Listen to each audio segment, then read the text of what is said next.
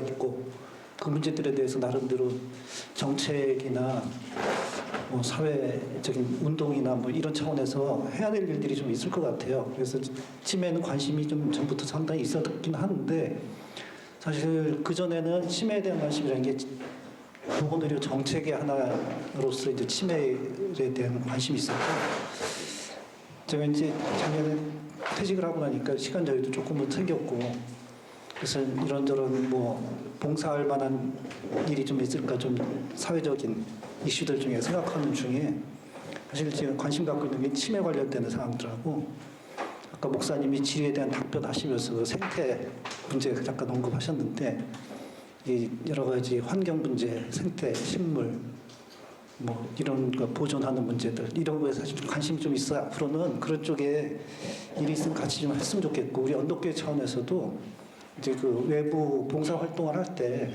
구체적인 뭔가 이슈가 있어야 되고 아이템이 있어야 될 텐데 그런 것도 한번 생각해 보면 어떨까 해서 오늘 그 치매 기억 친구라고 하는 제목으로 특강을 좀 하려고 합니다. 먼저 이 주제 강의 뭐 특강 들어가기 전에 뭐 간단한 동영상이 하나 있는데 한번 먼저 보시고 시작하는 게 좋을 것 같아요. 사실 전에 한번 우리 쉼터에 한번 하긴 했던 것 같은데.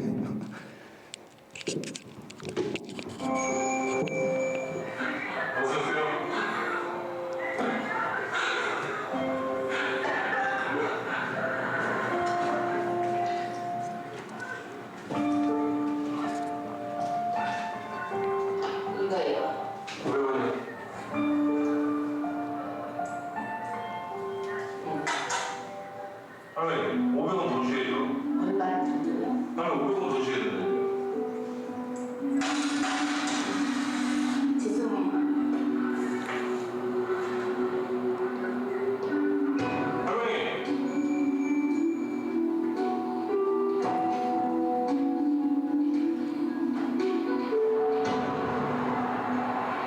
학생, 유흥가려면 172번 타야 돼요. 네? 172번이 유흥가요. 어디 유학 갔어요? 어디 유흥가요?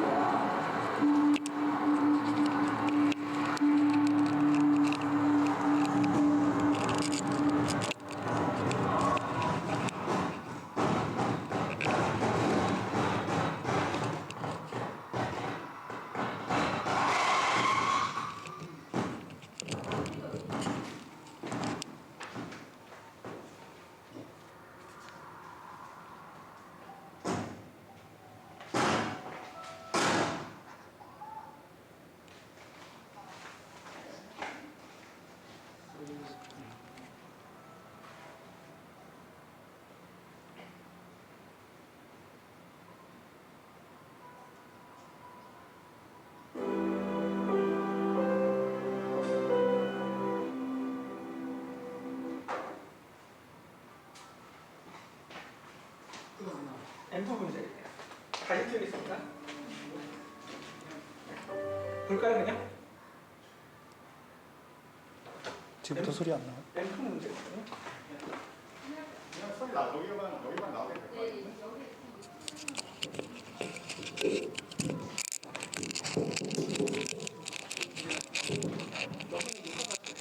여기서만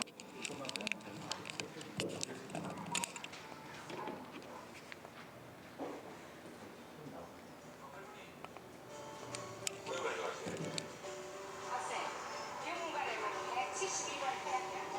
혹시 한국 사고 있다고요? 하죠. 할머니 제가 보이던 호수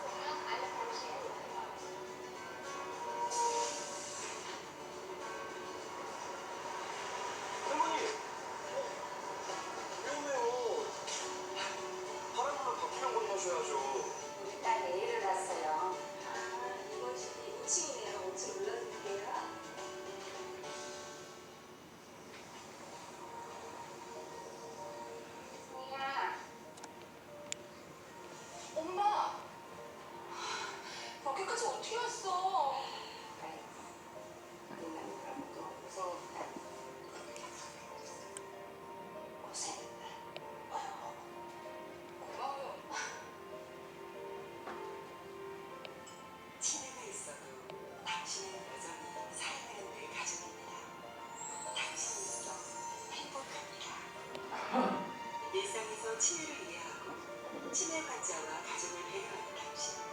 당신이 바로 치매 파트너입니다.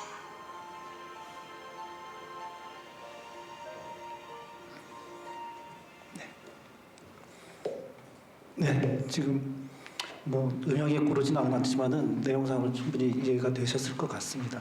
지금 마지막 장면에 치매 파트너라고 하는 용어가 나왔죠. 치매 파트너가 서울광역 치매센터에서 기억 친구라고 하는 용어로 특화해서 따로 쓰고 있는 거예요. 결국 그 얘기인데 지금 영상에서 보시면은 그 마트에서 물건 파시는 주인도 있었고, 그다음에 버스 정류장에서 만난 학생도 있었고, 경찰관도 중간에 나오고, 그다음에 병원 뭐 엘리베이터 그거 타는 거 도와주는 사람들, 이런 분들이 다 우리 이웃이잖아요. 우리 일상적으로 살아가는 과정에 여기저기서 만나는 분들이에요.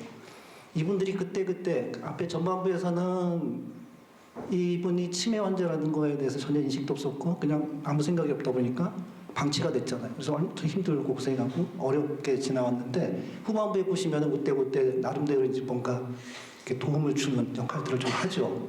이제 그런 역할을 우리 일상에서 다들 해야 된다, 이제 그런 의미죠. 이게 치매가 사실 뇌 이제 어떤 질환인데 누구나 걸릴 수가 있다는 거예요. 과거에는 그렇게 수명이 길지가 않은 시절이었기 때문에 연세가 높이 오래 사신 분들 중에 갑자기 좀 기억력이 없어진다거나 행동이 이상해지거나 그런 노망이 났다 그랬잖아요. 노망 난 거를 이제 굉장히 안 좋은 시각으로 보고 뭔가 문제 있는 걸로 이렇게 생각을 했었는데 그게 지금 말하는 치매죠. 이제 현대의학에서 이제 질병으로 확인이 된 것들. 근데 그런 질병이 사실 어르신들 65세 이상 기준을 보통 노인이라고 하는데 그분들 중에 10명 중에 1명 정도가 이 치매 감염 이완이 됐다는 거죠. 그래서 이 치매라고 하는 질병 자체는 다른 질환하고 비교할 때 신체 질환이 아니라 이제 어떤 정신을 지배하는 거잖아요. 뇌의 어떤 문제이기 때문에 뭐 단순한 뭐 기억력부터 시작해가지고 일상 행동 방식이라든지 여러 가지 성격이라든지 말하는 거라든지 이런 게 막 뒤엉키는 거죠. 그러니까 이게 제대로 조절이 안 되는 거예요. 그래서 그로 인해서 사람으로서의 어떤 존엄성이 막 그냥 훼손이 되고 그 질병이 걸린 이후에는 그 환자 본인도 힘들고 본인을 주변에서 도와주는 가족이나 이웃이나 다들 엄청 힘들죠. 그래서 그런 것을 깨치고 어떻게 이걸 사회를 좀 그래도 살만한 데로 만들기 위해서는 뭔가를 해야 돼요. 그래서 그걸 다 해야 된다. 그래서 이제 일단 치매에 대해서 그 특성을 알아야 된다. 그리고 그 환자와 가족에 대한 배려하는 것에 대해서 생각을 해봐야 되는데 알아야지 배려를 하죠. 그래서 이게 이제 그 치매라고 하는 걸 이렇게 기억 친구라고 하는 걸 치매를 이해하고 치매 환자 가족에게 따뜻한 시선으로 다가가고 도와주는 사람이다. 이렇게 정의가 된다는 거죠. 그래서 이게 서울시에서 일단 하고 있는데 사실 이건 전국 다 하는 거나 마찬가지로 치매 파트너라고 하는 말로 하긴 하는데 그렇게 활성화가 별로 안 돼 있어요. 지금 서울시에서는 그래도 나름대로 이제 각 구별로 여기는 서초구고 막 지역 구가 다 있잖아요. 구별로 치매 안심센터가 다 하나씩 있어요.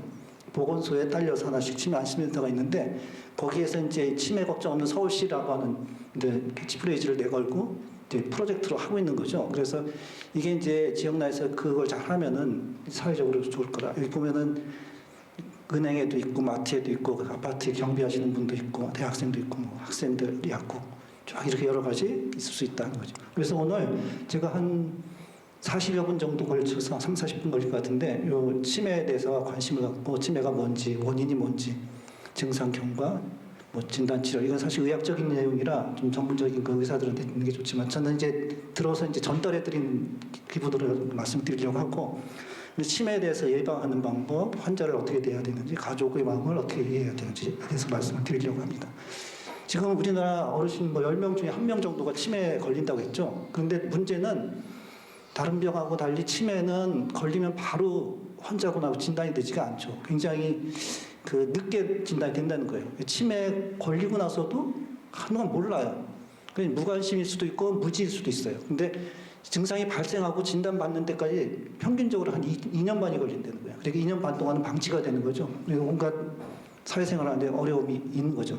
그래서 이게 치료를 해야 되고 이제 대처가 필요하다. 노인 문제가 아니라 우리 모두의 문제다. 이제 이거 생각하자는 건데 지금 그 65세 이상 노인이라고 하는 기준을 가지고 볼 때 지금 2016년도에 한 58,066만 명 정도가 환자였다는 거죠. 이거 확인된 거예요. 확인된 환자가 이런 거예요. 실제로는 더 있을 수도 있어요. 이렇게 쭉 계속 증가를 해요.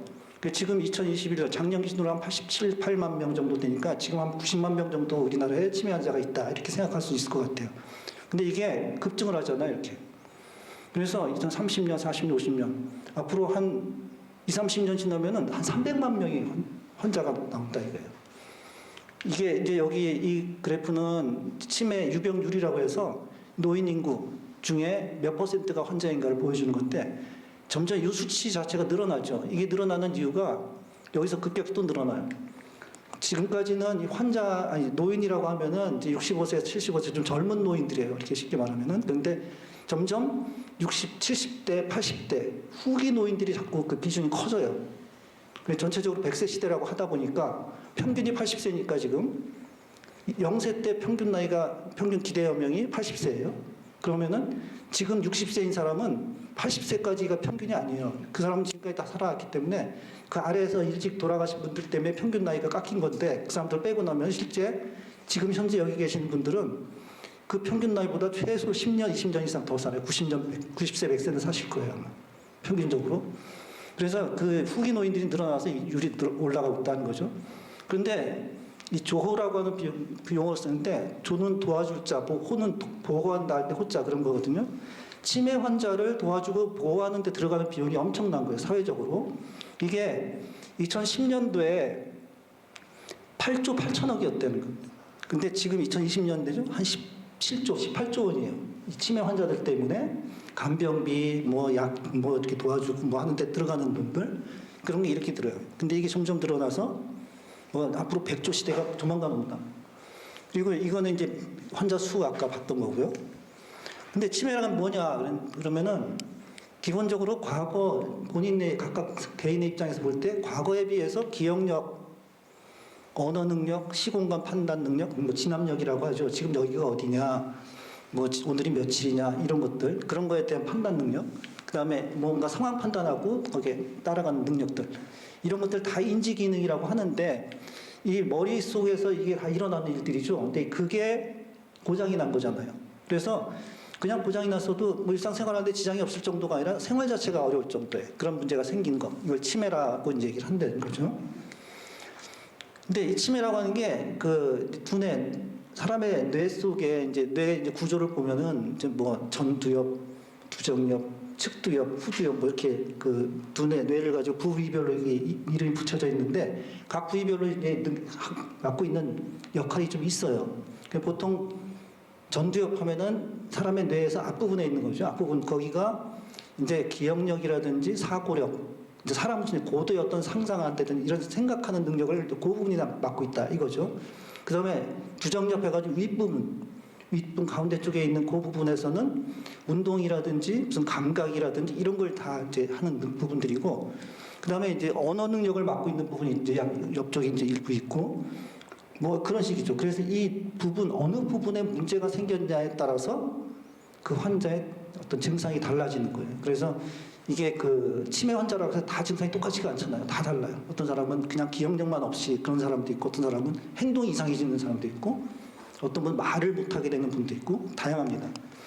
근데 우리가 흔히 건망증 가지고 이제 이걸 자꾸 혼동을 하죠. 그래서 일상생활 하다가 깜빡깜빡 그런 일이 일어나면은 각자 농담 삼아서 치매 초기인가 봐 그래서 그런 얘기 하잖아요. 근데 완전히 다르다는 거죠. 건망증은 그냥 뭔가 기억에 대한 부분만 잠깐 좀 이렇게 문제가 있는 거. 근데 치매라고 하는 거는 기억력에다가 플러스 알파예요. 그러니까 기억력 플러스 뭔가 언어 능력, 무슨 감각 능력, 아니면 그 행동 방식, 이런 거 다 바뀌는 거지. 그런 것까지 영향을 받는다는 거죠. 근데 건망증은 잠깐 뭔가 잊어버려도 일상생활에 문제가 별로 없어요. 깜빡 잊어버렸지만 금방 다시 한번 기억을 해내가지고 뭔가 조치를 하잖아요. 그러니까 문제가 없는데 치매는 이 독립적인 일상생활을 할 수가 없을 정도로 이제 그 기억의 문제가 심각해지는 거고, 그다음에 이건 부분적이고 일시적이다, 그 전반적이고 지속적이다 치매는. 그리고 건망증에 걸린 사람들은 잊어버렸을 때 힌트를 주면 되잖아요. 아차 오늘 무슨 날이었는데 깜빡했네. 그러면 어저께 어떻게 그걸 기억하는 뭐 단초를 주면 아 맞아 그랬었지 뭐 이렇게 되는데 치매는 그 자체도 몰라요. 얘기를 해줘도 몰라요. 힌트를 얘기해도 무슨 일인지 아예 모른다는 거죠. 그래서 이 치매라고 하는 건 이제 사람들이 다들 그러죠. 치매라고 하면은 이건 아예 이제 끝난 거고 뭐 치료 안 되는 거 이렇게 생각하는 경우가 많은데 굉장히 치매 종류가 많다고 합니다. 제가 알아보니까 엄청나게 종류가 많아요. 그 원인이나 이런 거나 보면은. 보통 우리가 알고 있는 치매는 퇴행성 뇌질환 중심이 많이 알고 있는데 알츠하이머, 모르이체 치매, 뭐 파킨슨 뭐 이런 것도 치매나 치매에 비슷한 어떤 퇴행성 뇌질환, 뇌에 어떤 문제가 생기는 질환이죠. 근데 기타 원인으로 인해서 치매가 올 수가 있는 게 혈관성, 뇌혈관이 막히거나 터지거나 해서 뇌 그 혈액이 공급이 안 되니까 그 혈액 공급이 되지 않는 부분에서 막고 있던 뇌 기능들이 마비가 되는 거죠. 그리고 대사성 질환, 갑상선에 문제가 생기거나 그래도 치매하고 관계될 수 있다고 합니다. 그리고 뭐 비타민 B12라든지 이런 특정 영양소가 모자라면 뭔가 또 뇌 그 세포의 그 작동에 문제가 생길 수 있고 알코올 중독, 술 많이 마시는 것도 사실 치매에 관계 있다는 거죠. 기타 뭐 여러 가지 뭐 두부 손상 이렇게 다쳐가지고 충격을 받아 생기는 것도 있을 수 있다는 거죠. 근데 보통 보면은 제일 많은 게 알츠하이머 치매라고 하고 우리나라는 이제 그 중풍이라고 이제 하죠. 이렇게 뇌혈관에 문제가 생겨서 쓰러지거나 해서 만신 마비가 되거나 그런 일이 생기는데 그런 거 생기는 질병 중에 일부가 이제 치매로까지 가는 경우가 있다. 이렇게 얘기를 합니다. 기타도 있고요. 이제 알츠하이머 병이라고 하는 게 우리가 이제 가장 많이 알고 있는 치매인데 알츠하이머가 사람 이름이죠. 1906년, 7년 그 무렵에 독일의 그 정신과 의사인데 이 의사가 오는 환자들 중에 진료를 하다 보니까 이런 문제인 사람들이 자꾸 나온다면 비슷한 사람들이 그래서 그걸 연구를 해서 보니까 이 뇌에 그 환자들의 베타 아밀로이드라고 뭐 특정한 무슨 물질이 있나 봐요. 뭐 이게 제가 문과생이니까 잘 모르지만은 그 이상 단백질이 생겨서 그게 이제 쌓인다. 그래서 뇌 세포가 없어지거나 위축, 뇌가 이제 축소가 되는 거죠. 그래서 이제 뇌 기능을 못 하게 되는 거예요. 그래서 이게 증상이 이런 게 나타나는 거예요. 의사가 보니까 성격이 이상해졌다라든지 괜히 뭔가 괜히 초조해하는 그런 게 있고 우울감증이 생기고 망상, 환각, 그 정신과적인 어떤 그 행동 이상들이 자꾸 이제 나오는 환자들이 있었다는 거죠. 그리고 거기에 플러스 경직 보행 이상, 뭐 신체 문제도 이제 일부 같이 동반이 됐다는 겁니다.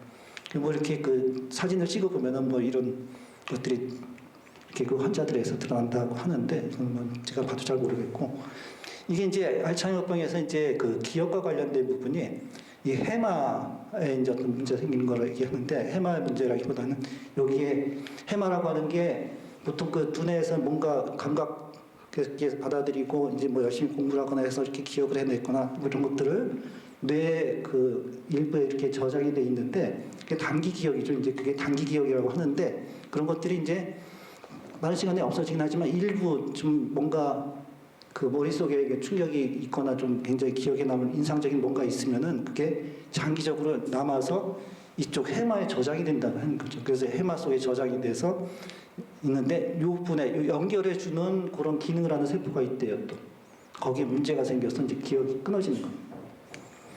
그 알츠하이머 환자들 보면은 두뇌가 이게 정상 환자고 이게 알츠하이머병 환자의 두뇌라고 합니다. 이게 뇌가 좀 탄력성이 있고 좀 깨끗해 보이죠. 근데 여기는 좀 뭔가 이렇게 빈 공간이 많고 이게 세포가 줄어든 거예요.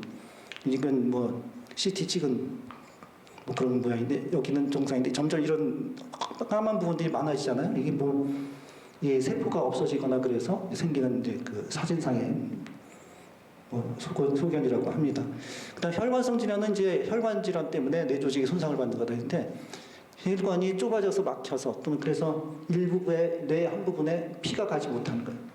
허혈성 피가 없어서 생기는 질환. 그다음에 어떤 경우는 일부 뇌혈관이 터져가지고 피가 이렇게 새버리니까 그쪽에 못 가는 그런 문제 생기는 이 두 가지가 있다고 하고 이게 뭐 우리가 많이 주변에서 예전에 많이 봤죠. 그 중풍, 풍증이라고 얘기하고 편마비나 뭐 말을 어눌해진다든지 안면이나 뭐 연화불안 이렇게 뭐 삼키는 걸 잘 못한다거나 잘 안 보이거나 걷는 게 문제가 생기거나 등등 신경학적인 어떤 문제들이 같이 동반이 된다고 합니다. 뭐 이제 그 혈관에 어떤 문제 생겨서 이제 한 부분이 문제 생기는 것들 MRI 찍은 거 이렇게 나오고 있고요. 근데 치매 환자들 보면은 이제 증상이 굉장히 다양하다고 이제 하죠. 그래서 그 사람마다 이제 동일한 증상을 보이는 게 아니고 원인에 따라서 이제 다양하게 나타난다. 그리고 같은 원인을 가진 환자 중에서도 개인 차이가 있을 수 있다. 이제 그렇게 얘기를 합니다. 크게 봐서 몇 가지 이제 그 대표적인 증상들이 있는데 가장 이제 눈에 잘 띄는 게 기억력이 없어진다는 거죠. 기억력. 사람들 보면 자꾸 이제 뭔가 치매 환자들 보면은 전 했던 거 뭘 몰라요. 그리고 이 드라마나 이런 거 보면은 치매 걸린 노인이 며느리를 막 구박을 하면서 왜 나는 밥을 안 주냐 뭐 그러는데 밥을 줬는데 금방 잊어버려가지고 안 줬다고 생각하고 또 달라 그러고 이런 일이 생긴다는 얘기를 하잖아요. 기억력이 문제가 제일 크고 또 한 가지는 말을 제대로 못한다.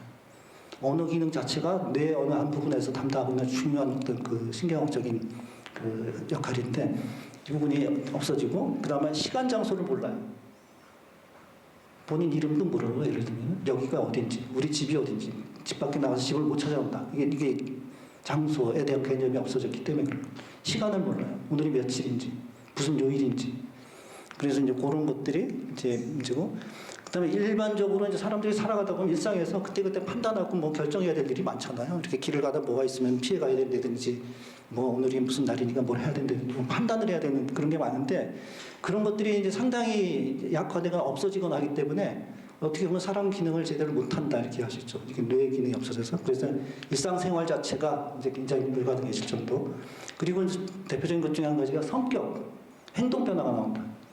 굉장히 점잖고 그 젠틀했던 사람이 막 성격이 포악해져가지고 이상해진다든지 어떻게 어떤 때는 뭐 오히려 또 막 이상 성격이 급하고 막 이런 사람들이 굉장히 느긋해지고 뭐 이랬다든지 뭔가 그 전에하고 완전히 성격 이름이 달라졌다. 그러면 그것도 치매의 이제 중요한 증상 중에 한 가지죠.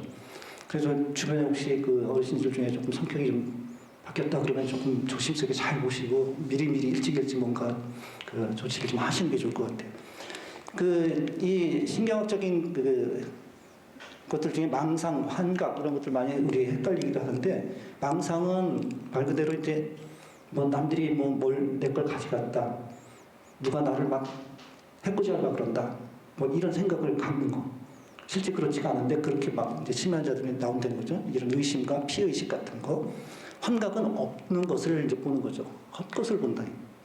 실제 하지 않는 뭘 보고 이제 이상한 행동하는. 초조한 뭐 성격이 안절부절하고 초조해하고 그다음에 가족들이나 뭐 주변 사람들을 막 말을 안 듣는다든지 괴롭힌다든지 이제 그런 것들이 있을 수 있다. 이 치매 환자들 그 경과를 이제 쭉 보면은 이제 알츠하이머병을 가지고 이제 주로 얘기를 하는데 이제 초기에는 이런 일들이 있다는 거죠.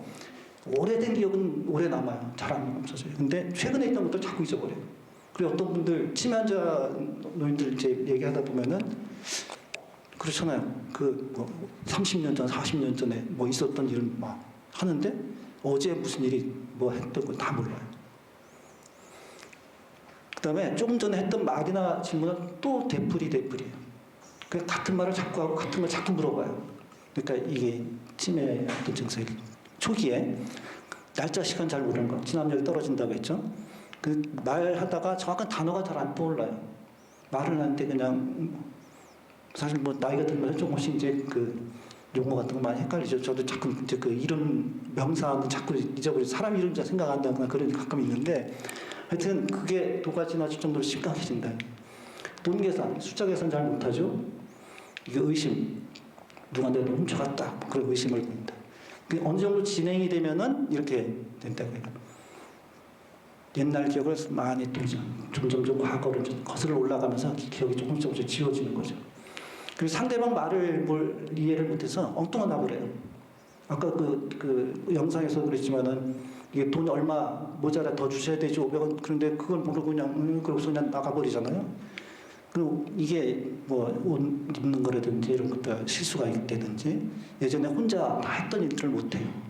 가재도구를 다루지 못하고. 그 치매 환자들 있으면 혼자 사는 분이 치매 걸리면은 가스라든지 뭐 이런 거 다루면 굉장히 위험하잖아요. 그래서 굉장히 챙겨야 될 일들이 생긴 게.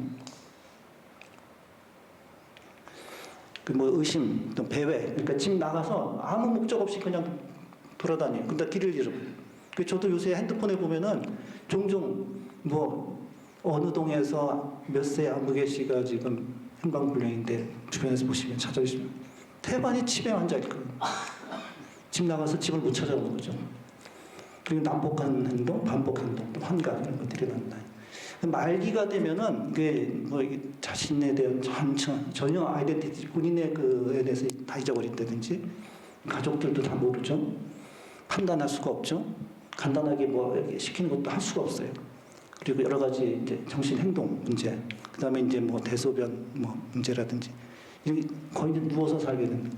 그래서 보통 그 치매가 발병해서 말기까지 가는데 그 전에 제가 듣기로는 한 10년, 15년 이렇게 얘기했는데 치매 때문에 돌아가시는지는 사실 별로 없는데 치매 걸리고 보통 이 정도까지 돼서 돌아가시는 것까지 한 15년, 10년 그 정도 얘기를 많이 하더라고요. 근데 치매가 되기 직전에 그 단계가 이제 있어요. 그게 이제 경도인지장애라고 얘기를 하는데 기억력이나 이런 것들의 객관적인 검사에서는 어느 정도 확인이 됐는데 그게 이렇게 그 실제 생활에서 이렇게 문제가 드러나진 않죠 아직. 그 치매 고위험군이라는 얘기를 이런 분들은 미리 좀 파악을 해가지고 뭔가 이렇게 두뇌 운동을 많이 한다든지 뭔가 운동을 한다든지 뭐 좀 해야 되겠죠. 근데 1년에 10 내지 15%이 경도인지 장애로 된 사람 중에 이 정도가 치매로 넘어간다는 거예요. 그래서 이제 그런 부분들을 미리 좀 챙겨야 되는 부분이 있고, 그런데 치매가 진단하고서 치료가 안 된다 이렇게 해서 치매되면은 뭐 끝이다 이렇게 생각하는데 실제 잘 진단을 해보면은 10 내지 15% 정도는 초기 원인 치료를 가지고 완치가 가능한 치매 환자가 있다고 합니다. 아까 봤던 치매 종류들 중에 퇴행성 치매는 비가역성이라고 해서 그 전 더 나은 단계로 다시 되돌리기는 어려운데 나머지 그 혈관성 문제라든지 아니면 그 영양분이 비타민 B12가 부족해서 생겼다. 그다음에 갑상선 문제가 생긴 사람들 이런 경우는 그 부분에 대한 치료를 하면은 이 치매가 진행이 끊어지고 또는 늦춰질 수가 있다. 그래서 좀 이렇게 삶의 질을 조금 더 올릴 수 있다는 거죠. 그래서 미리 대비할 수 있는 시간을 가질 수 있다는 거죠. 치매를 진단할 때 이제 보면은 되게 자세한 병력 청취한다고 그러는데 뭐 뭔가 그 일상생활에 다 설문지 가지고 물어보는 거 답하는 게 많이 있어요. 근데 그걸 가지고 일단 보고 그 다음에 신체 검사도 하고 신경학적 검사, 뇌 사진을 찍거나 이럴 수도 있겠죠. 그 다음에 그 정신 상태 설문지로 이제 뭔가 그 심리 검사하는 그런 설문지들이 있어요. 굉장히 많은데 그런 그 많은 양의 어떤 설문 조사를 통해 가지고 일단은 판단을 하는데 그게 보통 그 의학적으로 뭐 피 검사를 하거나 무슨 사진을 보거나 이런 거에 비해서는 그 보는 사람의 판단 그 범위가 오류의 그 오차의 범위가 좀 있을 수 있죠. 그래서 이제 상당히 좀 조심해서 봐야 될 분이 있지만 일단 기본적으로 이런 검사들을 하고 일상생활 기능, 옷을 혼자 입고 먹고 할 수 있는지 뭐 등등 뭐 교통수단 버스를 타고 어디 혼자 갔다 오실 수 있는지 뭐 이런 것들. 그다음 혈액 검사를 통해서 뭐 알츠하이머 치매 같으면 그 베타아밀로이드인가 무슨 물질의 어떤 전조가 그 혈액 검사에서 일부 좀 파악될 수 있는 것들이 있다고 그러죠. 그다음에 뇌 영상 의학. 예전에 뭐 그냥 그 엑스레이만 가지고는 알 수가 없으니까 MRI도 하고 CT도 하고 요새 굉장히 그 정밀한 그 영상 진단 방법들이 나왔죠. 그래서 그런 것들을 가지고 검사를 하고 그 신경 심리 검사 뭐 신경과에서 좀 하는 것 같아요. 그래서 이런 그 것들이 이제 보통 그 정신의학과 아니면은 신경과에서 이제 주로 많이 하죠. 이제 그 대학병원에서 보면은 그 정신건강의학과나 신경과 의사들 중에 치매를 그 세부 전문 과목으로 하는 분들이 있어요. 그분들한테 이제 진단을 받아야죠. 최종적으로 하려면은.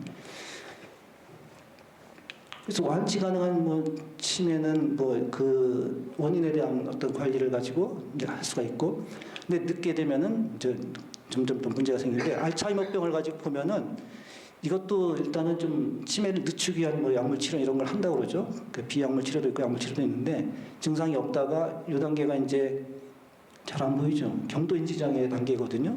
이 단계에서 뭔가 조치를 하면은 좀 나빠지는 속도가 좀 느려지는 거고 아무것도 못하면 이게 급하게 상태가 나빠지는 거죠. 그래서 이제 그런 부분에 대한 걸 생각해서 좀 그 미리미리 이렇게 조치를 하는 게 중요하다 하는 얘기를 하죠. 그다음에 뭐 이게 약물인데 뭐 이건 뭐 우리가 할 수 있는 것들 의사 만나서 진단받고 하다 보면은 나올 수 있는 것들인데 뭐 아세틸콜린이라고 무슨 물질을 좀 증가시키는 이런 약, 무슨 약 이런 억제제, 아세틸콜린 분해 효소 억제제 뭐 이런 거 쓰는데 뭐 이런 약 이름이 있나 봐요. 이런 약을 쓴다 그러고 그 NMDA 수용체 기량제라고 뭐 있는데 뇌 정보를 전달하는 물질이 있는데 그 물질을 좀 늘어나게 하는 그런 약이라고 합니다. 뭐 메만틴 같은 약이라고 하는데 이런 약을 쓴다고 하고 뭐 혈관성 치매 같으면은 혈압이나 당뇨, 고지혈증 이 혈관 문제 위험이 있는 것들을 치료하고 그 뇌혈관 질환이 있었을 때 이거의 재발이나 악화를 방지하기 위해서 항상 조심하는 게 중요하다 이렇게 얘기를 하죠. 근데 보통 이런 얘기가 있어요. 치매는 걸리면은 일단 완치가 어렵죠. 일부는 되긴 한다고 했지만 그거는 10 내지 15%인데 뭐 그것보다는 더 확률이 안 될 가능성이 많으니까 100명의 치매 환자를 가지고 쭉 보면은 비율로 조사 연구를 해봤더니 어떤 경우에 치매의 어떤 위험 요인이 있는지를 조사를 한 거예요. 그러니까 술, 담배, 그 외상, 그다음 우울증, 그 혈압, 당뇨, 비만 이런 운동 이런 것들이 치매와 관계가 있다 하는 게 이제 그 조사 연구를 해보니까 나왔다는 거죠. 그래서 그걸 통계적 수치를 가지고 한번 좀 해봤더니 100명의 치매 환자가 발생했다 하면은 그 중에 11명 정도는 술을 안 마셨으면은 안 걸렸을 뿐이다. 그 중에 14명 정도는 담배를 안 피웠으면은 치매 안 걸릴 수도 있었다. 그런 의미입니다. 그래, 1명 정도는 뇌손상, 그러니까 뭐 외상을 주로 얘기를 하죠. 어디 부딪혀서 뭘 다쳤다든지 이런 것도 이제 그 충격에 의해서 안에 문제가 생길 수 있다는 거죠. 그래, 그런 게 한 1%, 100명 중에 1명 정도 그럴 수 있다. 그래, 그런 예방을 하면 이 정도는 또 그 예방 효과가 있을 수 있다. 우울증 관리. 우울증이 사실 굉장히 중요한 이슈인데 이게 그 요즘 뭐 사회가 복잡해지고 이제 뭐 그러니까 스트레스도 많고 그런 사회다 보니까 사실 뭐 대부분의 사람들이 우울증도 한 번씩 겪어요. 이게 뭐 주기적으로 올 수도 있고 이제 그러는데 이게 노인들에 가서는 특히 우울증이 좀 많아지죠. 우울증의 유병률이 높아진다 그러는데 아무래도 나이 들면은 좀 기분이 그렇지 않겠어요? 이제 뭐 살아온 날보다 살아갈 날은 얼마 안 남았고 내가 해놓은 게 뭐냐 이제 과거에 대한 뭐 그런 생각도 하게 되고 보니까 상당히 이제 우울증이 많아지는데 이 우울증 자체가 제대로 관리를 안 하면은 치매로 발전하는데 굉장히 큰 역할을 한다 이거죠. 그 우울증 관리를 제대로 해주면은 8명 정도, 8% 정도의 치매 예방 효과가 있다. 혈압에 대한 거, 당뇨에 대한 거, 비만도 관계가 있다고 그러죠. 그러니까 운동하고 그런 게 중요한 것 같아요. 운동력이 나오는데 꾸준히 운동하는 것 자체만 가지고도 100명 중 13명 정도가 환자로 되는 걸 막는다. 그래서 이런 것이 이제 사전에 우리가 이제 치매를 관리할 때 이제 중요하게 잘 염두에 두셔야 될 것 같고 주변에 그 어르신들한테도 이런 걸 좀 권유를 하시고 좀 하는 게 좋을 것 같아요. 그래서 치매는 걸린 것보다 미리 예방하는 게 더 중요한데 이런 중요한 그 요인들이 알려져 있다. 그다음에 치매와 관련해서 이제 그 이런 3권, 3금, 3행이라고 이제 하더라고요. 이 그 치매 그 센터에서 이렇게 막 정리를 해놓은 것 같은데 치매 예방 333 수칙 333이라고 했는데 세 가지 권하는 건 뭐 운동, 식사 조절, 독서. 뭐 운동은 뭐 당연히 신체 운동 많이 하면 몸 여러 가지 상태가 좀 좋은 상태로 유지가 될 수 있겠죠. 뭐 일주일에 3번 이상 걸으세요 그랬는데 3번 이상 걷는다는 게 그냥 뭐 느릿느릿 걷는 건 별로 의미가 없고 최소한 뭐 20분 이상 땀이 살짝 날 정도로 속보 뭐 이런 게 있어요. 그래야지 운동이 되는 거죠. 그냥 뭐 아무리 뭐 하루에 뭐 3시간, 4시간씩 걷는다 좀 느릿느릿 그냥 하면은 그거는 운동이 아니라 노동일 뿐이에요, 그냥. 그러니까 운동으로 제대로 좀 한번 해야 되고 생선과 채소가 여러 가지 그 뇌 건강에 이제 좋다 이제 얘기를 해서 이제 이런 얘기를 한 것 같고요. 그다음에 읽고 쓰다 하는 거 당연히 좀 그렇게 되지 않겠어요? 뭔가 읽으면 자꾸 생각을 하는 거고 그 뇌가 자꾸 활성화돼서 뭔가 움직이는 거죠. 그리고 뭔가 쓰는 거, 이 손 움직이는 게 굉장히 중요하다고 그럽니다. 그 손을 통해서 손 동작을 통해서 뇌 여러 가지 그 것들 좀 뭐 각성을 시킨다든지 뭐 그럴 수가 있어요. 그래서 노인들을 그 복지관 가면은 손 가지고 이렇게 하는 거 박수 치는 거 뭐 이런 거 하는 것들이 많잖아요. 이게 다 이제 의미가 있는 그런 거죠. 그래서 이런 것들을 권하는 거고 그 많은 거는 술, 담배, 그다음에 외상 입는 거, 머리 어디 부딪히거나 그러지 않게 조심하라 이런 얘기죠. 그리고 3가지 챙겨야 될 것들이 있어요. 이거는 대개 이제 그 조기 발견과 관련된 것들인데 건강 검진. 뭐 일단 혈압 혈당, 콜레스테롤 이런 거는 뭐 기본적인 건강의 지표들이니까 항상 좀 체크해서 이상 수치가 나오면은 거기에 대해서 뭐 음식 조절을 하거나 운동을 하거나 무슨 약을 먹거나 뭔가를 해야 될 겁니다. 이걸 꼭 정기적으로 체크를 하는 거고. 소통. 이게 그 노인 나이가 들면서 우울증이 되거나 여러 가지 문제가 생기는 것 중에 중요한 요인이 사회적 관계가 자꾸 옅어지고 잘리기 때문에 끊어지기 때문에 생기는 게 굉장히 많아요. 소외감이죠, 이렇게 쉽게 말하면. 그 주변 사람들하고 자꾸 이제 연락하고 만나고 얘기하고 이게 중요한. 노인 건강 그 조사할 때 중요하게 이제 그 하는 포인트 중에 하나가 뭐 가족들 보면 자녀들을 일주일에 몇 번이나 만나냐, 뭐 친구들 몇 번 만나냐, 뭐 그런 것들 좀 물어봐요. 사회적인 관계가 이렇게 그 고립되지 않고 그렇게 좀 되고 있는지 이렇게 중요하다는 거죠. 그게 굉장히 중요한 이 치매 예방과도 관련된 중요한 요소입니다. 그 치매 발견, 조기 발견 이거는 뭐 검진을 받아야 되잖아요. 근데 이 치매 검진 일부러 병원에 맨날 다니면서 하기도 힘들죠. 그러니까 정기적으로 이제 보건소에서 이제 특히 이런 쪽에 노인과 관련된 문제는 많이 하고 이제 무료로 하는 것들이 굉장히 많으니까 그냥 집안에 어르신들 계시면은 그냥 뭐 1년에 한 두세 번 정도는 보건소에 가서 한번 검진 이런 치매 관련된 거를 이런 거 한 번씩 받아보는 게 좋을 겁니다. 서울시에 이제 25개 구가 있고 자치단체 치매 안심센터가 있는데 여기에 사는 일들이 이런 겁니다. 조기 발견 관련해서 기초 상담하는 거, 전화도 있고 방문 상담도 있고 인터넷 상담도 있고 요새는 굉장히 그 활성화가 되고 있는 것 같아요. 지난번 그 문재인 정부가 들어오면서 제일 그 보건의료 쪽에서 이제 이렇게 내놓고 얘기하는 것 중에 하나가 치매 국가 책임제라고 하는 걸 했었잖아요. 그때 아마 문재인 대통령이 전 대통령이 그때 그 얘기로는 장모님인가 뭐 집안의 어르신 중에 그 치매 어른이 있었어요.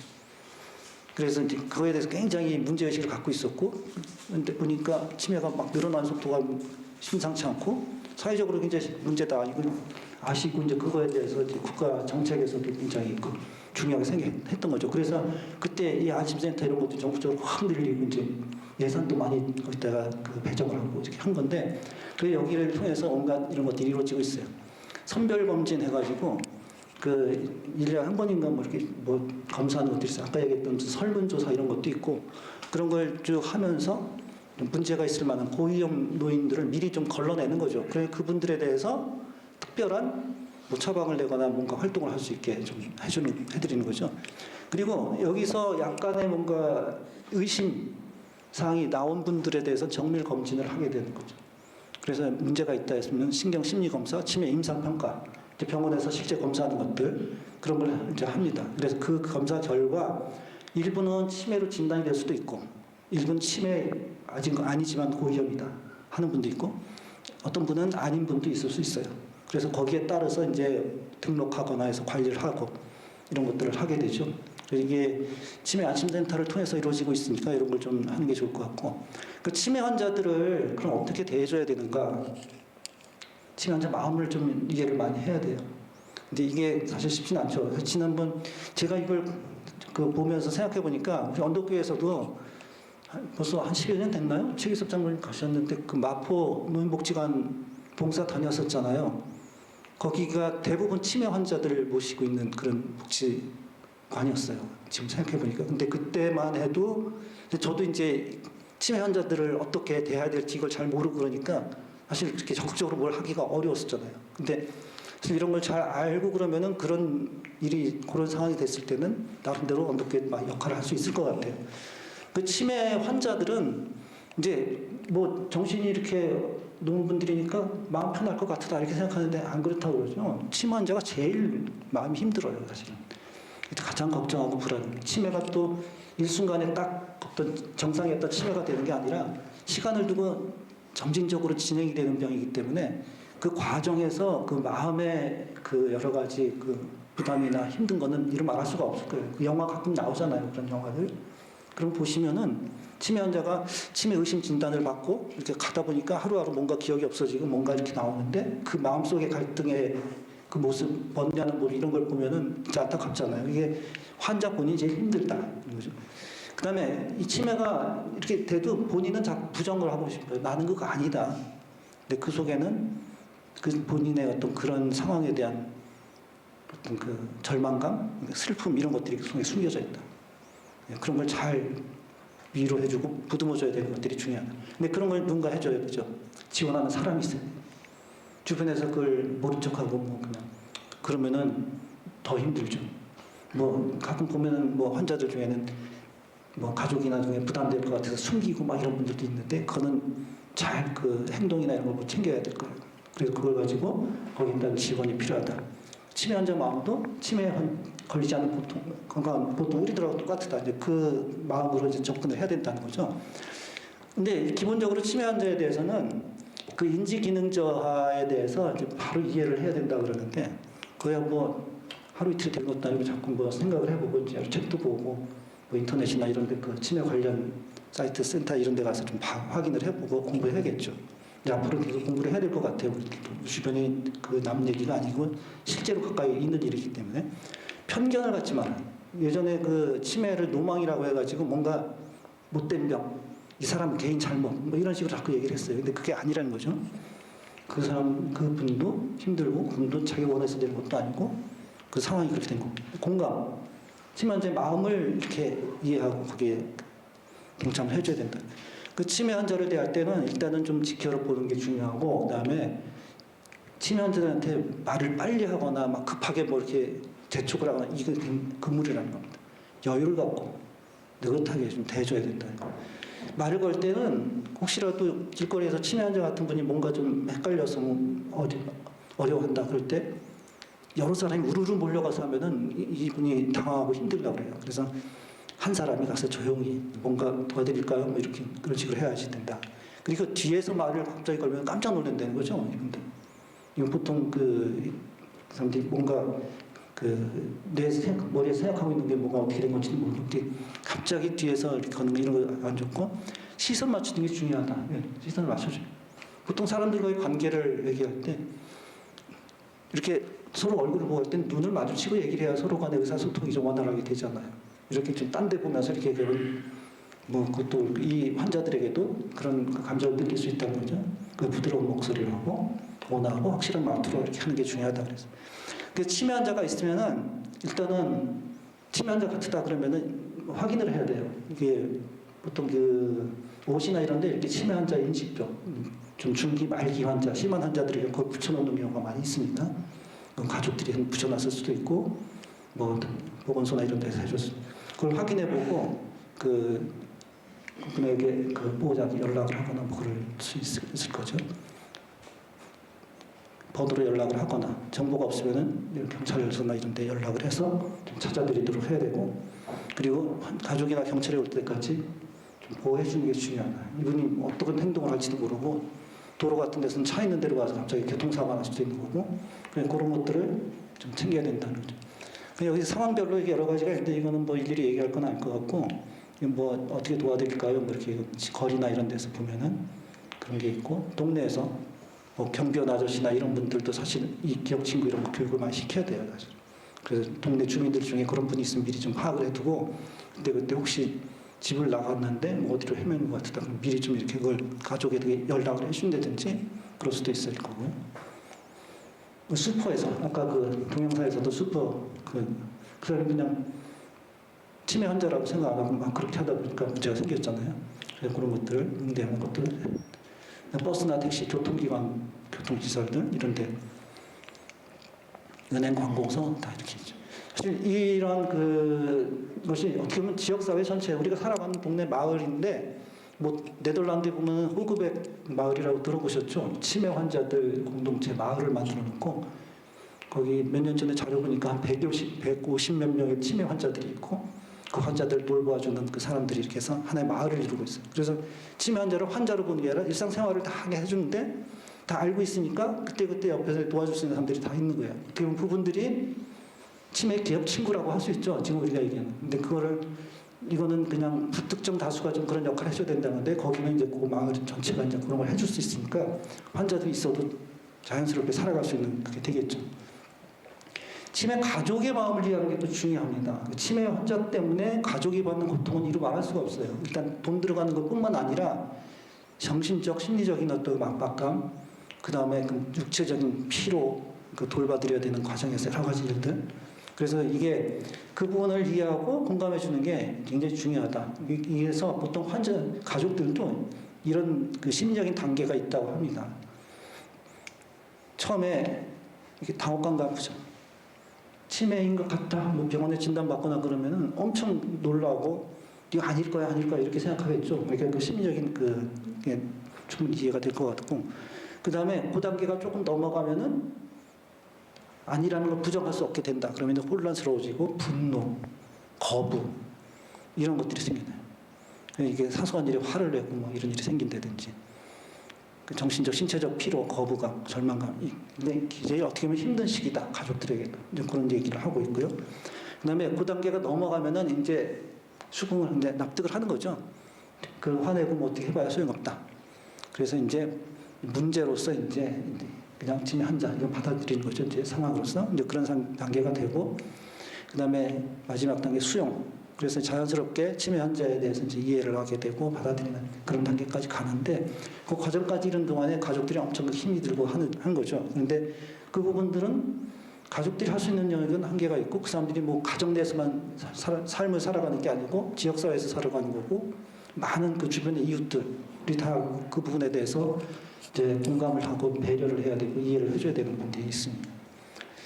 그래서 이 우리 치매 기억 친구라고 하는 것을 사실 그 제가 얘기했지만은 이 그 중앙치매센터라고 하는 그 기관이 있어요. 우리나라 지금 서울대 정신의학과의 그 김기윤 교수인가 누가 이제 그 센터장을 하고 있고, 우리나라 전체 치매에 관련된 정책을 총괄하고 뭔가 그 자료들, 데이터 이런 것들을 좀 만들어내고 하는 그런 기관인데, 그 기관 산하에 이제 그 각 광역 자치단체별로 또 광역 치매 센터가 있어요. 그게 이제 서울에도 있고 경기도에도 있고 이제 하나씩 있는 거죠. 그 단위로 해서 뭔가 그 지역 단위의 그런 것들이 이루어지고, 실제로 치매 환자나 가족들이 직접 맞부딪혀서 뭔가 일을 할 수 있는 데는, 도움을 받을 수 있는 데는 치매 안심센터예요. 각 시군구별로 다 있어요. 그러니까 보건소에 하나씩 딸려 있다 이렇게 생각하면 돼요. 전국의 보건소에 그 옆에 보면 되게 뭐 장소적으로 지역에 따라 어떨지 모르겠는데 대부분은 보건소가 있으면 그 옆에 치매 안심센터 같이 있어요. 그래서 이제 치매와 관련된 걸 이제 거기에 이제 가서 도움을 받고 상담을 하면 좋은데, 우리가 이제 기본적으로 알고 있으면 좋을 게 이제 장기요양 서비스가 있잖아요. 장기요양 보험. 이게 이제 노인 어르신들 중에 이제 그 거동이 불편하거나 뭐 그래서 이제 누군가 계속 수발을 들어야 되는 그런 상황이 생길 때 국가에서 그 비용을 대주는 그런 보험이잖아요. 근데 이거는 뭐 와상노인, 아예 누워서 꼼짝 못하는 노인부터 이제 심한 단계별로 1, 2, 3, 4, 5 등급이 있어요. 그래서 지금 3등급, 4등급까지인가는 국가에서 그걸 해주고 그 이후에는 그냥 등급에 해가지고 국가에서 지원은 안 해주는데, 치매에 관해서는 사실은 이게 이 제도 도입 초기부터 애매했어요. 왜냐하면은 치매는 이 사고 내지 어떤 행동의 문제이지 몸이 문제가 있는 게 아니에요. 신체가 건강한 치매 환자도 굉장히 많아요. 힘도 세고 막 그냥 그런. 그래서 이 치매 환자에 대해서는 장기요양에서 그걸 적용을 안 해줘가지고 굉장히 불만이 많았죠. 근데 최근 들어와서 조금씩 확대를 해가지고 치매 환자에 대해서 그 부분을 좀 더 이렇게 도와주는 등급을 만들어서 했다고 합니다. 그래서 그 부분을 봐서 주변에 치매 어르신이 있거나 그러면 이 장기요양보험에 한번 알아보시고 거기서 받을 수 있는 국가적인 혜택을 받는 게 좋고, 그 다음에 이 뭐 돌봄 서비스라든지 뭐 성년 후견인 제도, 사실 그 최근에 그 롯데인가 어디 그룹에서 누구죠? 돌아가셨나요? 그 회장이 치매 이제 정신적으로 뭐 할 수 없으니까 그 후견인 문제 가지고 시끄러웠잖아요. 근데 이 치매 노인들 중에 뭐 재산이 있거나 뭐 이런 걸 누군가 관리를 해야 본인이 못하니까 그걸 후견인을 둬서 하게 되는데, 그런 거 관련된 것도 치매 환자에 대해서 뭐 하는 부분들이 있는 것 같아요. 그리고 치매 상담 콜센터가 있고 뭐 전화로 물어볼 수 있고 한가 봐요. 그다음에 그 정보 이런 것들을 알아볼 수 있는 이런 사이트가 있습니다. 그래서 이런 그 기억친구 홈페이지라고 하는 게 있고, 중앙치매센터, 서울광역치매센터 이런 그 인터넷 사이트에 들어가시면은 치매 관련해서 여러 가지 정보도 있고 뭐 이런 부분에 대해서 그 어떻게 대처하는 것이 좋을지 그런 것을 좀 설명을 해준 게 있다고 하니까 참고하시면 좋을 것 같고요. 계속 여기 요 캐릭터에서 나왔잖아요. 이게 기억친구 캐릭터라고 하는데 귀엽잖아요. 손가락인데. 요거는 필요한 도움 오케이 친구다 이렇게 붙여놓고 요거는 칭찬은 춤추게 이게 제 손가락인가요? 그리고 전 5손가락 이렇게 하는 거는 하이파이브 힘을 모아서 도와주자. 그리고 요거 3개 요거는 사랑 친구 새끼손가락은 약속 다 함께 약속해요. 그런 개념을 담고 있다고 합니다. 그래서 어쨌든 이 치매 문제는 사실 보통 한 개개인 특수한 개인의 문제는 아닐 것 같고 이제 사회의 문제고 뭐 가족의 문제고 지역사회 문제고 그래서 이게 남의 것으로 이렇게 생각하면 안 될 것 같다는 생각이 들어요. 그래서 일단 각자 개별적으로도 이 기업 친구로서 이제 그런 마음가짐을 가지고 치매에 대해서 좀 평소에 관심 가지고 잘 바로 알려고 좀 노력을 할 필요가 있을 것 같고요. 뭐 우리 언덕교에서도 가능하면은 이런 사회적으로 좀 크게 이슈화가 되고 있는 문제들에 좀 도와드릴 수 있는 뭐 이웃사랑 실천하는 하나의 중요한 뭐라 할까요? 그런 길로 한번 생각해보면 어떨까? 그래서 오늘 말씀드렸습니다. 예. 제가 이 정도까지 하고 혹시 뭐 질문이나 같이 의견 뭐 나눌 거 있으면 좀 말씀해 주시죠.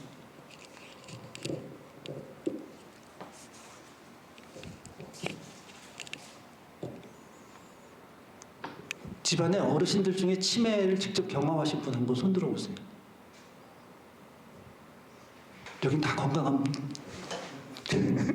이은희 권사님도 치매 때문에 어머님 힘드셨고 사실 저도 그 집안에 어른들 중에 몇 분 계셨어요. 뭐 시골에 계시고 그래가지고 제가 뭐 직접적으로 이렇게 도움을 드리거나 그러진 못했는데 요즘 보면은 가족뿐만 아니라 그 주변 이웃 보면은 치매 환자 주변에 없는 사람 거의 없을 겁니다. 지금 뭐 100만 명에 가깝다고 하는데 환자가 100만 명이면은 사실 드러나지 않은 환자도 좀 있을 거고 그 환자 한 명에 대해서 그 가족이나 직접 관련돼 있는 분들 실제 고통을 실감하고 있는 분들을 따지면은 500만 명, 600만 명이 될 것 같아요. 전 인구의 한 10% 이상이 치매로 인해서 엄청 힘들고 그래서 그분들에 대해서 이 사회적으로 뭐 세금이나 뭐 이런 걸 통해서 지원을 해야 되니까 뭐 이렇게 나가는 것도 사실 비용도 보통 많은 게 아니죠. 네, 목사님. 치매 환자라고 했을 때 예를 들어 우리가 병을 앓고 있으면 이게 이제 개인 정보의 범위잖아요. 네. 그래서 안 알리고 되도록이면 공개를 안 하는데 치매 같은 경우는 이제 서로 공개를 해야 이제 도움을 받을 수 있고 그런 측면이 있는데 보통 지금은 그렇죠. 근데 그거를 뭐 이렇게 공공 뭐 이런 뭐 인터넷에 올리거나 이런 건 아니라 지역 주변에 이제 알리는 걸로 생각하시면 되니까 공적인 공개가 아니라 이제 그 개인 네트워크 사회적인 어떤 연결망에서 이제 공개라고 보시고 거기서 여러 가지 사회적인 뭐 지원 같은 걸 받을 수 있도록 해야죠. 예를 들어서 치매라는 단어가 치매 환자 네. 이런 용어는 이렇게 써도 되는 건가요? 아니면 우리가 예를 들어서 이게 차별적인 용어가 아닌가? 알츠하이머 병이라고 해야 되는 건지 아니면 치매라는 단어가 그런 어떤 차별적인 건 안 갖고 있나요? 그 치매에 대해서 사실은 그런 건 있어요. 다시 들어가려면 어떡하지? 좀 나왔는데. 그 치매가 그게 치자가 어리석은 뭐 바보 뭐 이런 의미가 들어있고 한자 치자하고 매자 거에 예 됐습니다.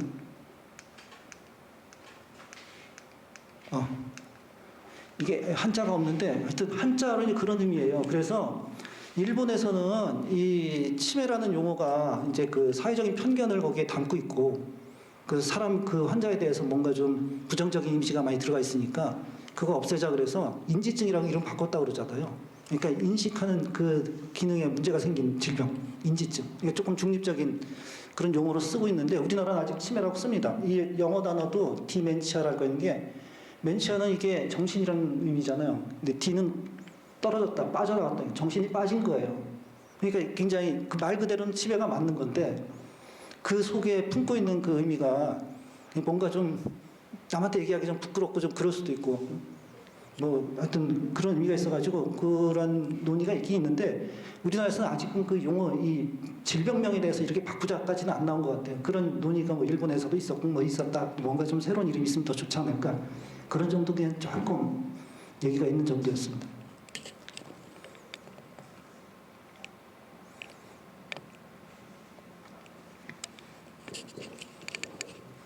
배상필 집사님 질문 안 하세요?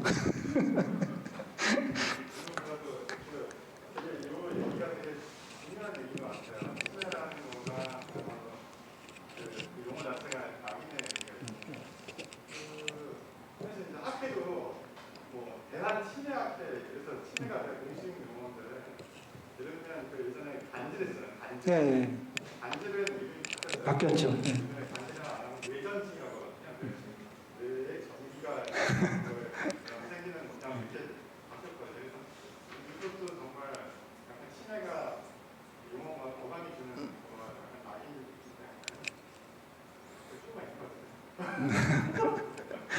가정의학과로는 치매 관련 환자들 안 와요? 저희 사실 치매 간단 검사를 할 수는 있고요. 사실 이제 치매 때문에 치료받으러 오는 분들은 많지 않고요. 근데 다른 병원에서 뭐 치약 하다 오시는 분들은 이제 여러 장기 처방해 드리기는 해요. 하고 치매가 사실 뭐 이제 좀 이상하다 싶으면 보면 이상한 부분들이 나오고 이상하다 싶으면 보건소든지 병원에서 한번 모시고 가서 간단하게 체크해 볼 수가 있어요. 네. MMS라는 게 인터넷 검색해도 나오는데 그런 거 해보면 일단 이상이 있는 건 성별 검사를 바로 할 수가 있으니까 어떤 많이 있으니까 그냥 이상이 약간 이상하다 싶으면 너무 여기까지 재밌는 네, 이게 보니까 뭐 우리나라 보면 세계적으로 굉장히 심각한 문제인 것 같은데 제가 한 3, 4년 더 됐나? 4, 5년 됐나? 한번 학회 출장을 간 적이 있었거든요. 영국에. 그때 어떻게 해서 혼자 갔어요. 아무도 안 가고. 근데 영국에 뭐 런던에서도 좀 떨어져 있는 기차 타고 한 2시간 간 도시에 쌓였는데 거기 참석한 인원이 한 1000명쯤 되고 그중에 한 10분의 1은 의사, 3분의 1은 간호사 뭐 하여튼 의료와 관련된 다양한 사람들이 많이 모여 있는데 진짜 대단하더라고. 거기 그 학회 그 여러 가지 안내 팜플렛 이런 거 이렇게 나오는 거 보니까 뭐 제약사도 있고 의료기기 회사도 있고 치매와 관련된 여러 가지 그 온갖 산업들이 다 있어요. 사회복지 뭐 시설 뭐 이런 것부터 해가지고 그래서 대단하구나. 근데 가만 보니까 영국 같은 나라가 굉장히 노령화가 일찍 진전된 나라잖아요. 산업화가 일찍 됐고 그래서 거기는 굉장히 그 문제에 대해서 심각하게 알고 사회적으로나 학계에서나 굉장히 그 비중이 큰 그런 건데 우리나라는 아직 치매 분야의 전문 의사 수도 이제 조금 마이너리티 좀 소수인 것 같고 좀 그런 것 같아요. 그리고 일부 요새 이제 치매 뭐 국가 책임자님 뭐니 해가면서 국가에서 이제 자꾸 치매 관련 예산들이 많이 나오다 보니까 이제 정신건강의학과하고 신경과하고 주도권 싸움을 한다든지 그런 게 조금씩 나오기 시작했어요. 서로. 사실 치매라고 하는 질병 자체가 어느 과에서 봐야 될 건지 이게 좀 헷갈리는 데가 가끔 있거든요. 근데 정신과가 제일 많고 정신과 의사 중에 그리고 이제 신경과가 좀 있고 그다음에 이거 혈관과 관련된 혈관 문제 때문에 생긴 치매도 있잖아요. 그런 건 또 다른 과가 또 있을 수 있거든요. 하여튼 굉장히 다양한 건데 좀 이거는 보통 그 치매 환자도 처음에 치매 환자라고 해서 가는 게 아니라 뭔가 문제가 있는 한 부분 때문에 그 관련된 행동 이상하면 정신과 가는 거고 머리가 아프고 뭐 기억이 좀 그러면 뭐 신경과 이렇게 갈 수도 있고 그렇게 가서 검사하다가 이렇게 나오는 거 같고요.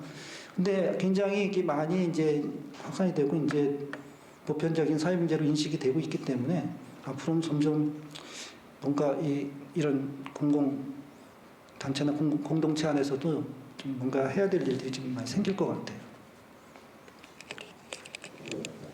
네. 네. 혹시 저기가 유전적인 거는 유전적인 얘기는 별로 없더라고요. 저도 봐도 일부 있을 것 같긴 하다 그러는데 치매 관련 제가 지난번에 무슨 책인가 한번 보다 보니까 굉장히 다양하긴 한데 일부 유전적인 것까지 얘기를 하긴 하는데 그게 정확하게 이렇게 경로라든지 이런 게 확인이 안 되니까 그걸 얘기를 못 하는 것 같아요. 그 치매 같은 게 우리가 지금 이제 뇌과학이 점점 이제 각광을 받는 과학 분야가 되잖아요. 의학 안에서도 지금 뭐 신체 각 기관의 장기에 대해서 여러 가지 많이 나눠서 연구들을 많이 하는데 근데 제일 발전이 좀 지지부진한 부분이 이제 뇌 부분 관련되는 것 같아요. 신경 관련되는 부분. 근데 요즘에는 굉장히 이제 그게 발전하고 있긴 하는데 아직 그게 유전적인 어떤 요인에 의해서 유전자가 뭐 그런 것까지 잘 모르겠고 일부 그 치매 환자하고 아닌 한 사람하고 전체 지금 뭐 인간 유전자를 전체적으로 스캐닝하는 그런 시대가 됐잖아요. 지금 해보니까 어떤 특정 유전자가 뭔가 관련이 있는 것 같긴 하다 이런 거는 나오는 것 같아요. 근데 제가 자세한 내용은 잘 모르겠고 일부 이제 논의가 있는 정도인 것 같아요. 아까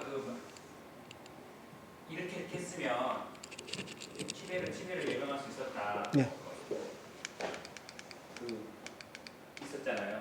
거기를 다 합쳐보면 57% 정도 나오더라고요. 아, 나머지 43%는 설명이 안 된다. 꼭 그럼 57%안 될 거예요. 아마 중복되는 것도 꽤 있을 거거든요. 그러니까 예. 대충 하면 예. 그렇죠. 그러니까 수치는 정확히 안 나오지만 설명할 수 없는 거. 그런 게 굉장히 많은 거고 그게 근데 한 3, 40% 되지 않을까? 30, 40%가 아니라 제가 볼 때는 8, 90% 될 것 같은데요. 이게 다 이제 중복되어 있는 것도 많고 예, 그 다음에 이거 자체가 이게 11명 예방된다 11%가 확실히 치매에 대해 알려져 있다 그건 아니에요. 예, 예. 이 부분에 상당 부분 다른 것하고 연결돼서 그럴 수도 있고 그러니까 꼭 절주가 11명을 딱 했다 이렇게 얘기는 할 수가 없죠. 근데 절주와 관련돼서 11명 정도 예방될 수 있었다 그런 얘기 하는 거죠.